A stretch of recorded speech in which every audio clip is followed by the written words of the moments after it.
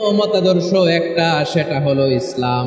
ইসলাম ছাড়া অন্য কোনো ধর্ম যদি কেউ তালাশ করে, তার ওই ধর্ম আল্লাহ গ্রহণ করবে না। ومن يبتغ غير الإسلام دينا فلن يقبل منه وهو في الآخرة من الخاسرين.